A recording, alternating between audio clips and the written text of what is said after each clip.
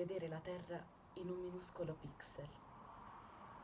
E lì, rimpicciolita in un minuscolo pixel, vedere come cambia al passaggio del tempo.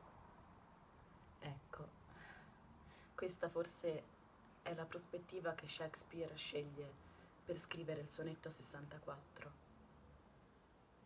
Il poeta cerca di lottare contro il tempo che non solo distrugge le civiltà e i capolavori con cui gli uomini hanno tentato di tracciare un segno del loro passaggio sulla terra, ma è un tempo che mette al guinzaglio anche la natura.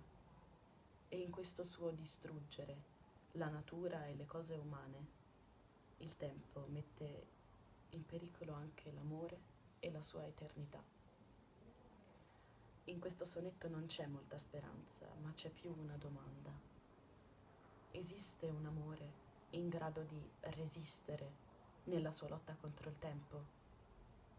E soprattutto, cosa rimarrà quando tutto ciò che ci circonda sarà distrutto, se non l'amore?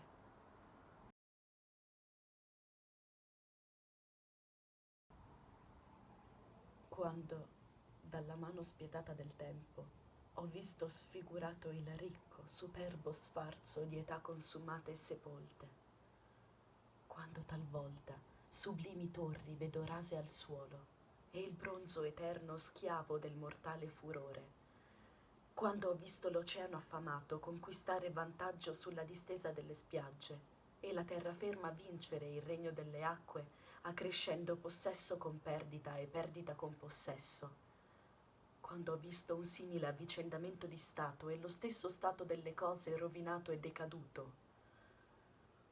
La rovina mi ha insegnato così a rimuginare che il tempo verrà e si porterà via il mio amore. Questo pensiero è come una morte che altro non può che piangere di avere ciò che teme di perdere.